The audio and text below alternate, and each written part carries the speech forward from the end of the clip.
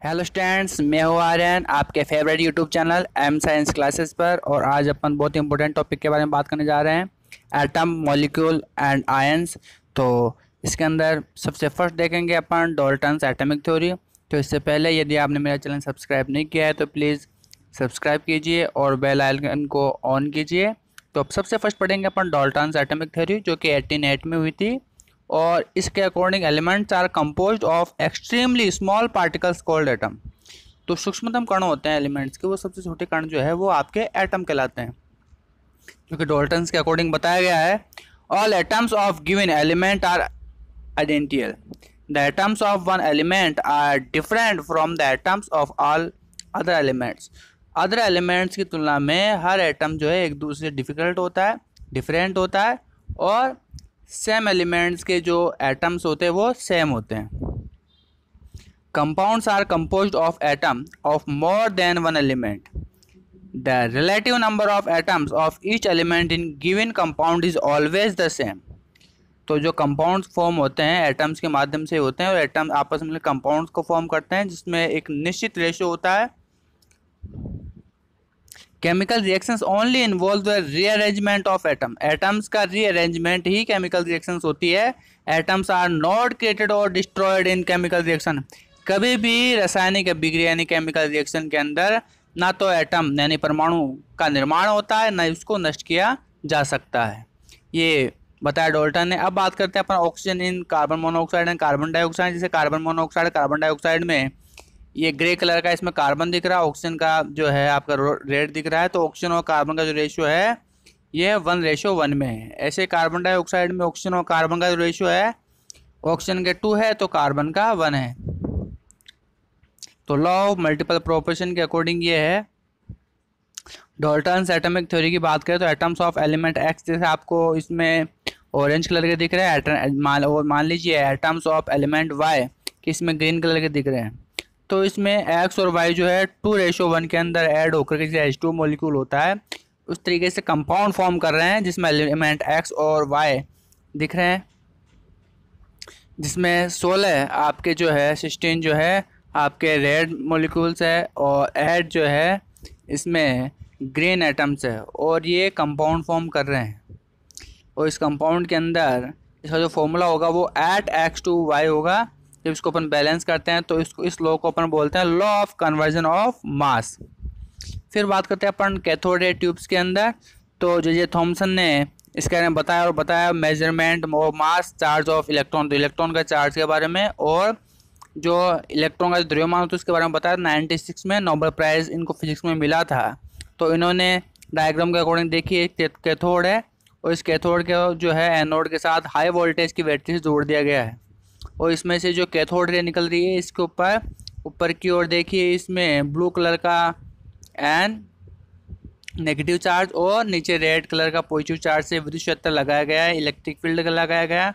और इसी के परपेंडिकुलर यानी लंबवत जो है इसमें चुंबकीय क्षेत्र एन और एस नॉर्थ और साउथ पोल के मध्य रखा गया है। और इसके सामने जो 3 पॉइंट दिख रहे हैं ए, बी और सी, जब दोनों चुंबकीय क्षेत्र नहीं लगाए जाते तब ये बी पॉइंट पे जाती है। यदि केवल विद्युत क्षेत्र लगाया जाता है तो ये ए पॉइंट पर आता है, और यदि चुंबकीय क्षेत्र लगाया जाता है तो ये सी पॉइंट पर आपका फ्लोरेंस स्क्रीन के ऊपर प्राप्त होता है। अब बात करते हैं मिल्कन्स एक्सपेरिमेंट के अंदर। तो देखिए मिल्कन्स एक्सपेरिमेंट में ये ऑटोमाइजर लगा हुआ है, ऑटोमाइजर के माध्यम से ऑयल ड्रॉपेट्स निकल रही है, और ऑयल ड्रॉपेट्स जो है 2 इसमें इलेक्ट्रोड लगे हुए हैं, प्लस वाला और माइनस वाला, प्लस वाला और माइनस वाला, एनोड कैथोड। प्लस वाले के ऊपर एक माइनस चार्ज है जो बिल्कुल बीच में ये एक छिद्र है, छिद्र में से होकर के ये ड्रॉपलेट नीचे गिरते हैं जिस पर चार्ज आता है प्लस से पॉजिटिव चार्ज। और व्यूइंग माइक्रोस्कोप लगा हुआ है जिससे कि अपन इन इलेक्ट्रॉन इन तेल ऑयल्स के ड्रॉपलेट्स के अपन देख सकें। और इस प्रकार से मिल्कन ने एक्सपेरिमेंट किया, उन्होंने बताया मेजरमेंट मास ऑफ इलेक्ट्रॉन। तो 1923 में नोबेल प्राइज़ फिजिक्स में मिला था मिल्कन को, और उन्होंने इलेक्ट्रॉन का चार्ज बताया -1.6 × 10⁻⁻19 कूलाम। और थॉमसन ने इस चार्ज और मास को इलेक्ट्रॉन को बताया -1.76 × 10⁸ कूलाम पर ग्राम। तो इस प्रकार से इलेक्ट्रॉन का जो मास होता है वो 9.1 इंटू 10 के पावर -28 ग्राम होता है। और इसी प्रकार से अपन बात करते हैं 3 types of ray emitted by radio active elements. तो 3 प्रकार के कण निकलते हैं रेडियो एक्टिव में, अल्फा, बीटा और गामा, जिसमें लेड ब्लॉक के अंदर रेडियो एक्टिव सब्सटेंस रखा हुआ है यूरेनियम, जिसको इसमें हम यूरेनियम रखते हैं। तो नेगेटिव चार्ज की ओर अल्फा कण आकर्षित होते हैं, बीटा जो है पॉजिटिव चार्ज की ओर आकर्षित होते हैं, और गामा कण जो होते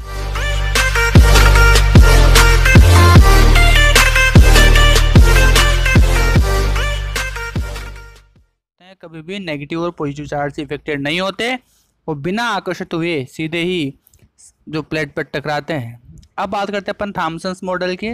तो Thompson model of the atom की बात करें तो positive charge spread over the entire space. जिस प्रकार से आपका तरबूज होता है, तरबूज के अंदर रेड पार्टिकल्स, जो रेड पार्ट होता है वो आपका पॉजिटिव चार्ज यदि माने, और उसमें जो काले बीज होते हैं उसको यदि अपन नेगेटिव चार्ज माने, तो इस प्रकार से जिस प्रकार से एक तरबूज के अंदर लाल भाग जो है फैला होता है, उसी प्रकार की जो परमाणु के अंदर धनावेशित भाग होता है, और उसमें जो काले बीज बिखरे हुए पड़े होते हैं उस प्रकार से इलेक्ट्रॉन किसी परमाणु में होते हैं। तो ये मॉडल थॉमसन का दिया हुआ था, इसलिए इसको थॉमसन मॉडल भी कहते हैं। फिर आगे जब रिसर्च हुई तो रदरफोर्ड ने एक्सपेरिमेंट किया, डिज़ाइन किया। उन्होंने 1908 में नोबेल प्राइज़ मिला था केमिस्ट्री के अंदर रदरफोर्ड को, और उन्होंने रेडियो एक्टिव पार्ट को, जो अल्फा पार्टिकल्स उसमें निकलते हैं, मिटेड होते हैं, उसमें से एक बीच में गोल्ड पेपर लिया, स्लाइड पेपर, और उसके चारों ओर जो है जिंक सल्फाइड का पर्दा लगा दिया। जब अल्फा पार्टिकल्स गोल्ड फॉइल से गुजरते हैं तो अधिकांश अल्फा कण बिना विचलित हुए सीधे ही जिंक सल्फाइड के पर्दे से टकराते हैं, और इनमें से 20,000 में से एक पार्टिकल ऐसा होता है जो अपने मार्ग से विचलित हो जाता है, और 20,000 में से एक पार्टिकल ऐसा होता है जो गोल्ड फॉइल से टकराकर वापस लौट आता है। तो ये तीनों ही एक्सपेरिमेंट जो है, जो ऑब्जर्वेशन थे, बहुत इंपॉर्टेंट थे। इन्होंने बताया कि केंद्र के अंदर नाभिक होता है, नाभिक से यदि कोई अल्फा कण टकराता है तो वो अपने मार्ग से विचलित हो जाता है, और अधिकांश परमाणु का अधिकांश भाग जो होता है वो खाली होता है, और खाली होने की वजह से वहाँ से अल्फा कण बिना विचलित हुए सीधे ही गुजर जाता है। इस प्रकार से रदरफोर्ड ने इनके रिजल्ट निकाले। तो first atom positive charge is concentrated in the nucleus, nucleus में पाया था positive charge. Proton has opposite plus charge of electron, और mass of proton is 1840 multiply mass of electron 1.67 into 10 के पावर -24 ग्राम। तो रदरफोर्ड मॉडल में जो है proton और न्यूट्रॉन्स का बिल्कुल बीच में आप देख लो डायग्राम, नाभिक होता है, न्यूक्लियस होता है, और एटॉमिक रेडियस की बात करें तो 10 के पावर 100 पिकोमीटर यानी 1 × 10 के पावर -10 मीटर होती है। न्यूक्लियस रेडियस की बात करें तो 5 × 10 के पावर -3 पिकोमीटर यानी 5 × 10 के पावर -15 मीटर होती है। If the atom is the Houston Astrodome then the nucleus is a marble of the 50 yard lines. तो अपन अब बात करें चार्ल्स वीक एक्सपेरिमेंट की 1932 में हुआ था। हाइड्रोजन एटम्स के बारे में बताया है कि 1 प्रोटॉन होते हैं, वो हीलियम में 2 प्रोटॉन्स होते हैं, मास ऑफ हीलियम और मास ऑफ हाइड्रोजन 2 होता है। ऐसे ही मेजरमेंट मास हीलियम का और मास ऑफ हाइड्रोजन हमेशा इक्वल 4 होता है। जब अल्फा पार्टिकल्स बेरिलियम के नाभिक के ऊपर अटैक करते हैं, न्यूक्लियस पर अटैक करते हैं, तो एक न्यूट्रॉन बाहर निकलता है और C12 कार्बन के साथ एनर्जी रिमूव होती है। तो न्यूट्रॉन्स इज न्यूट्रल यानी चार्ज 0 होता है, और न्यूट्रॉन का जो मास होता है वो प्रोटॉन के मास से लगभग इक्वल होता है 1.67 इंटू 10 की पावर -24 ग्राम। सब्सटेंस पार्टिकल्स यानी जो पार्टिकल्स है जिसमें आपके इलेक्ट्रॉन है, इसका जो मास है 9.1 10 के पावर -28, चार्ज 1.6 इंटू 10 के पावर -19 माइनस में होता है, चार्ज -1 है। प्रोटॉन का 1.67 10 की पावर -24, चार्ज जो है 1.6 इंटू 10 की पावर -19, और जिसका चार्ज जो +1 मानते हैं। और न्यूट्रॉन जो पार्टिकल है उसका जो मास है 1.67 10 के पावर -24 और चार्ज 0 होता है। तो मास इज इक्वल प्रोटॉन, जो मास of proton equal mass of neutron equal 1840 into mass of electron. अब बात करते हैं अपन एटॉमिक नंबर की जेड। तो न्यूक्लियस में जो प्रोटॉन्स होते हैं उनके नंबर को एटॉमिक नंबर कहते हैं, number of protons in nucleus. और मास नंबर यानी ए, तो प्रोटॉन और न्यूट्रॉन्स का जो एडिशन होता है, ऐड होता है, वो मास ऑफ नंबर होता है, number of proton plus number of neutron, यानी atomic number plus number of neutrons. तो आइसोटॉप की बात करें तो isotope are atom of the same element X with different number of neutrons in the nucleus. यानी atomic number तो समान हो, ऐसे एलिमेंट जिनके एटॉमिक नंबर समान हो लेकिन न्यूट्रॉन्स के नंबर डिफरेंट हो, आइसोटॉप कहलाते हैं। जैसे मान लीजिए एक्स एलिमेंट है, इसमें जेड जो है एटॉमिक नंबर है और ए जो है मास नंबर है। तो एलिमेंट सिंबल ये है, ए जो है मास नंबर है और ए एटॉमिक नंबर है। तो जैसे हाइड्रोजन, ड्यूटेरियम और ट्राइटियम, हाइड्रोजन तीनों में जो है न्यूक्लियस में प्रोटॉन एक है लेकिन हाइड्रोजन में न्यूट्रॉन नहीं पाया जाता, ड्यूटेरियम में एक जो है न्यूट्रॉन पाया जाता है और ट्राइटियम में 2 न्यूट्रॉन पाए जाते हैं।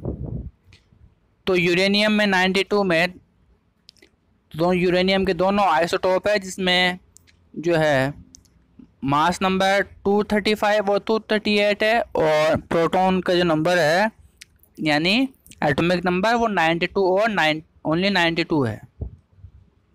तो देखिए आप हाइड्रोजन के जो समस्थानिक है यानी आइसोटोप है जिसमें 1H1, 1H2 और 1H3, जिसमें आपको डायग्राम में दिख रहा है जो ऑरेंज कलर का है ये प्रोटॉन है और जो ग्रीन कलर का है ये न्यूट्रॉन है। तो इस प्रकार से यदि प्रोटॉन की संख्या सेम हो, न्यूट्रॉन्स के अलग अलग हो, तो उसको अपन आइसोटोप कहते हैं। तो how many protons, neutrons and electron are in C16 14। तो इसमें प्रोटॉन कितने हो गए, 6 हो गए, न्यूट्रॉन्स कितने हो गए, 8 हो गए और इलेक्ट्रॉन कितने हो गए, 6 हो गए। 6 प्रोटॉन, 8 न्यूट्रॉन और 6 electron. How many protons, neutrons and electron in C611। तो देखा अपन ने 6 प्रोटॉन हो गए, 5 जो है न्यूट्रॉन हो गए और 6 इलेक्ट्रॉन हो गए।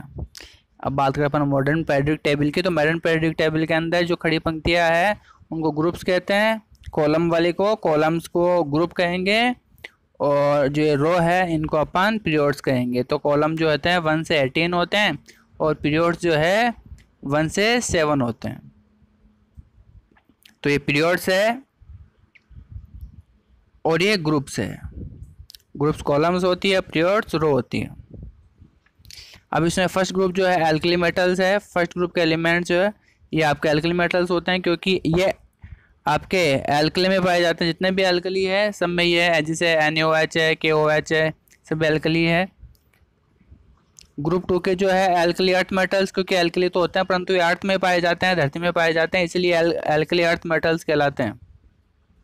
जो 17 ग्रुप के जो 17 ग्रुप के जो है हेलोजेंस कहलाते हैं क्योंकि हेलो का मतलब होता है लवण बनाने वाले, सॉल्ट बनाने वाले, इसलिए 17 ग्रुप के फ्लोरीन, क्लोरीन, ब्रोमीन, आयोडीन और एंस्टीन जो है हेलोजेंस, ये सारे के सारे हेलोजेंस है।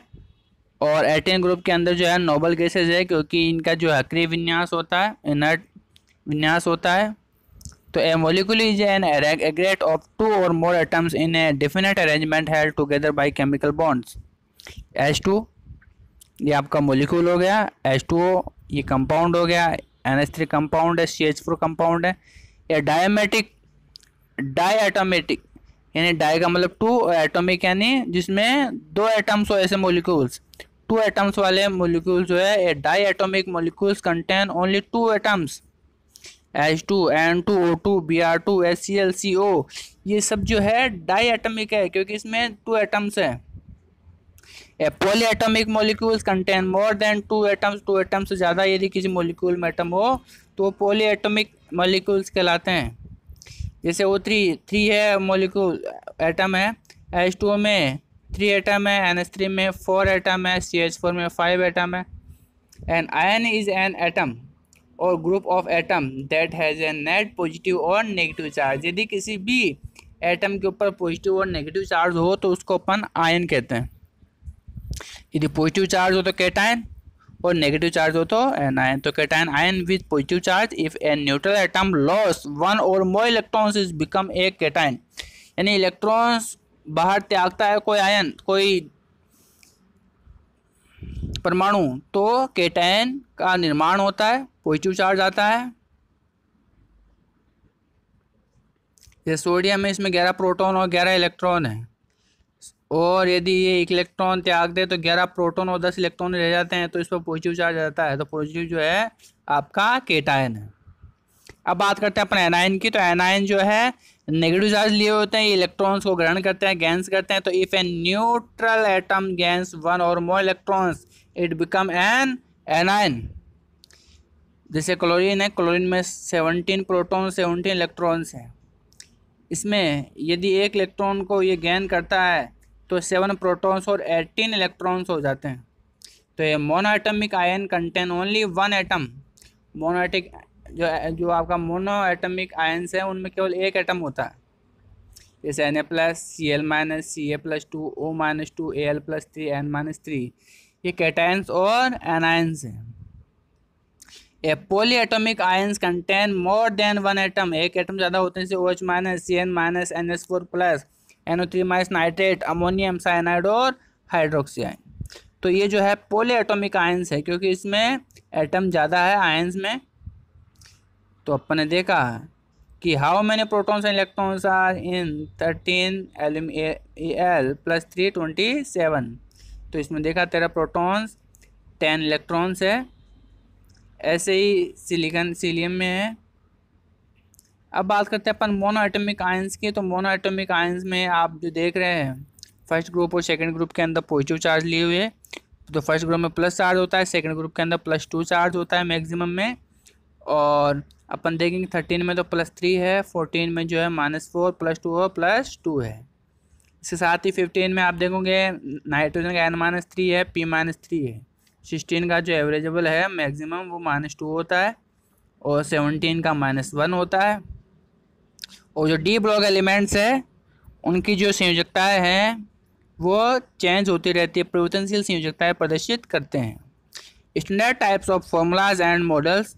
तो मॉलिकुलर फॉर्मूला से H2 है, तो H2 में सिंगल बॉन्ड स्ट्रक्चर फॉर्मूला देखिए आप, और बॉल एंड स्टिक मॉडल देखिए। बॉल जो है एटम्स को प्रेजेंट कर रही है और जो स्टिक है वो बॉन्ड को प्रेजेंट कर रही है, और स्पेस फिलिंग मॉडल नीचे नीचे दिख रहा है इसका। ऐसे H2O का है, रेड वाला ऑक्सीजन है और ग्रे वाला हाइड्रोजन है।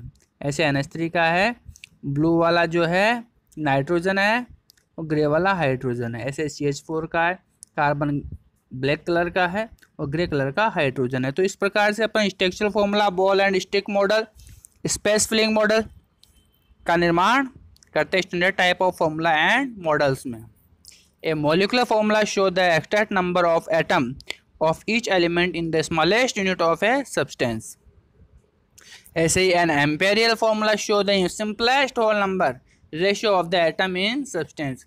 तो बिल्कुल सबसे सरल अनुपात में जो परमाणुओं का जो अनुपात होता है किसी भी अणु में, उसका एम्पेरियल फॉर्मूला कहलाता है, और जो एक निश्चित अनुपात होता है उसका मॉलिकुलर फॉर्मूला कहलाता है। जैसे मॉलिकुलर फॉर्मूला H2O का जो है, इसमें हाइड्रोजन ऑक्सीजन का अनुपात 2:1 है, 2:1 है। ऐसे एम्पेरियल फॉर्मूला का इसमें वही 2:1 है। लेकिन अपन यदि ग्लूकोज की बात करें C6H12O6 की, तो इसमें जो रेशियो है मॉलिकुलर फॉर्मूला का 6:12:6। और यदि एम्पेरियल फॉर्मूला की बात करें तो बिल्कुल साधारण, यदि सबसे सरल यदि रेशियो माने तो इसमें 6 से आप इसको डिवाइड करोगे तो कितना रह जाएगा, CH2O रह जाएगा। ऐसे ही O3 का ओनली एम्पेरियल फॉर्मूला में O होता है। N2H4 इसका जो है NH2 हो जाता है।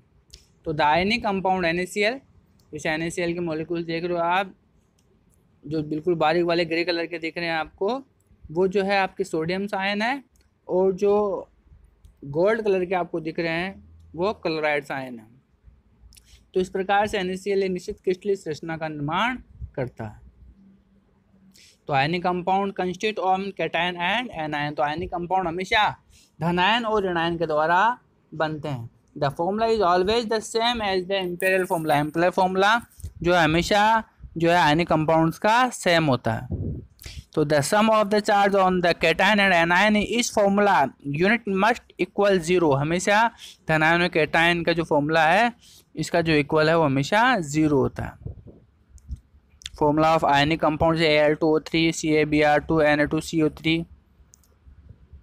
तो एल्यूमिनियम की इसमें वैलेंसी +3 है और ऑक्सीजन की -2 है। ऐसे CaBr2 में और Al2O3 की जो अपन देखेंगे तो 2 + 3 तो कितने हो गया +6 हो गया। ऐसे ही ऑक्सीजन का जो है -2 है 3 मॉलिक्यूल से तो कितने हो गए -6 हो गए। तो +6 से -6 क्या हो गया, ऐसे कैंसिल हो गया, यानी इक्वल क्या आ जाएगा 0। हमेशा आयनिक यौगिक जो है उदासीन रहते हैं, टोटल चार्ज हमेशा 0 होगा।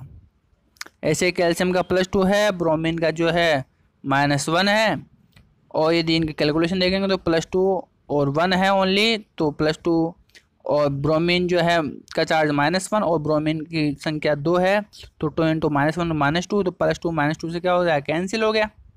ऐसे Na2CO3 के अंदर सोडियम का +1, कार्बोनेट का -2 है, सोडियम का जो है +2 1 ओनली 1 एटम है, 2 एटम है 1 के साथ। ऐसे कार्बोनेट का जो है -2 चार्ज आपका ओनली 1 आपका ऋणायन है, तो माइनस चार्ज तो कैंसिल हो जाता है। तो आप देखते हैं अपन सम पॉलीएटॉमिक आयंस NH4 को बोलते हैं अपना अमोनियम आयन, CO3- को कार्बोनेट आयन बोलते हैं, SCO3 बाइकार्बोनेट आयन बोलते हैं, ClO3- को क्लोरेट आयन बोलते हैं, Cr2O7- को डाइक्रोमेट आयन बोलते हैं, CrO4- को क्रोमेट आयन बोलते हैं, SO4- को सल्फेट कहते हैं, SO3- को सल्फाइड कहते हैं, NO3- को नाइट्रेट कहते हैं, NO2- को नाइट्राइट कहते हैं, HCN को थायोसाइनेट कहते हैं, OH- को हाइड्रोक्साइड कहते हैं। तो अपन केमिकल नोमेनक्लेचर की बात करें तो आयनिक कंपाउंड्स में ऑप्शन है मेटल प्लस नॉन मेटल। हमेशा पहले मेटल आता है उसके बाद में नॉन मेटल आता है। पहले एनायन का आगे आइड एलिमेंट जैसे BrCl2 तो barium chloride, K2O, potassium oxide MgOH का whole twice, magnesium hydroxide KNO3, potassium nitrate. Transition metal ionic compounds के बारे में बात करें तो indicate charge on metals with Roman number, जैसे FeCl2 है तो 2 क्लोरीन्स है इसका चार्ज -2 है और फेरस का चार्ज +2 है। तो आयरन जो है ऑक्सीजन स्टेट 2 है तो इसलिए इसके आगे अपन रोमन संख्या में लिखा दिए आयरन सेकेंड क्लोराइड से अपन को पता रहे कि आयरन की जो ऑक्सीडेशन स्टेट है वो कितनी है। ऐसे ही FeCl3 तो FeCl3 के अंदर 3Cl- में -3 चार्ज है और फेरस का जो है +3 हो गया, तो इसमें ऑक्सीडेशन स्टेट आयरन की 3 हो जाती है, तो आयरन को थर्ड रोमन संख्या में लिखेंगे, तो आयरन थर्ड क्लोराइड। ऐसे ही CrH3 में अपन देख रहे हैं तो क्रोमियम में ऑक्सीजन स्टेट कितनी हो गई 3 हो गई। अब बात करते हैं मॉलिक्यूलर कंपाउंड्स की, तो मॉलिक्यूलर कंपाउंड्स में नॉन मेटल और नॉन मेटल प्लस मेटलॉइड्स, यानी जब नॉन मेटल या नॉन मेटल में जब अपन मेटलॉइड्स ऐड करते हैं तो मॉलिक्यूलर कंपाउंड्स यहाँ फॉर्म हो रहा है। जिसे कॉमन नेम्स में अपन देखे तो H2O, NH3, CH4, C60, इसको अपन बर्मिकनिस्ट फुनेलिन भी कहते हैं। तो elements further left in periodic table is first, element closest to bottom of group is first, and if more than one compound can be formed for the same elements use prefix to indicate number of each kind of atom, and last element and in ide, last में आइड लग जाएगा। तो molecular compounds में HI hydrogen iodide, NF3 nitrogen trifluoride, SO2 sulphur dioxide, N2Cl4 die nitrogen tetrachloride, NO2 nitrogen dioxide. तो ये जो है nitrogen dioxide NO2 toxic है, जहरीली है, तो इसके साइन को इस तरीके से प्रेजेंट करते हैं N2O डाई नाइट्रोजन मोनोऑक्साइड, तो इसको अपन लाफिंग गैस भी कहते हैं, हंसते हैं, तो N2O डाई नाइट्रोजन मोनोऑक्साइड को। तो an acid can be defined as a substance that yield hydrogen ions H+ when dissolve in water, जैसे HCl है, pure substance hydrogen chloride, dissolve in water H+Cl- में ये आयनाइज हो जाते हैं, hydrochloric acid के रूप में बदल जाते हैं। And oxo acid is an acid then contains hydrogen, oxygen and another element, जो भी होते हैं वो सब ऑक्सो एसिड के रूप में पाए जाते हैं। जैसे HNO3 है nitric acid, H2CO3 carbonic acid, H2SO4 sulphuric acid. तो नेमिंग ऑक्सो एसिड एंड ऑक्सानाइन की बात करें तो ऑक्सो एसिड जो है पराइक एसिड है। Removal of all hydrogen H+ ion, जब रिमूव होते हैं तो लेफ्ट टू राइट देखेंगे, और यदि ऑक्सीजन जो है रिमूव हो रही है तो बॉटम से टॉप की ओर, ऊपर से नीचे की ओर देखेंगे। तो पराइक एसिड जो है आपका हाइड्रोजन रिमूव होता है तो पर +8, और ऐसे रिप्रेजेंटेटिव आइस के साथ एसिड देखेंगे तो 8 लगता है एस्टर के रूप में, और OUS के एसिड के साथ में देखेंगे तो 8 लगता है जब H+ बाहर निकलता है, और यदि OS एसिड के रूप में देखेंगे तो हाइपोइट आपको दिखाई देगा। तो ऊपर नीचे को जब ऑक्सीजन ऐड करते हैं, ऑक्सीडेशन करते हैं तो रिप्रेजेंटेटिव आइक एसिड लगता है, यदि ऑक्सीजन बाहर निकालता है OS एसिड लगता है, और यदि एक और ऑक्सीजन बाहर निकाल दोगे आप तो हाइपोएस एसिड का निर्माण होता है। तो इस प्रकार से a base can be defined as a substance then yields hydroxide ion when dissolve in water. तो NaOH sodium hydroxide, KOH potassium hydroxide,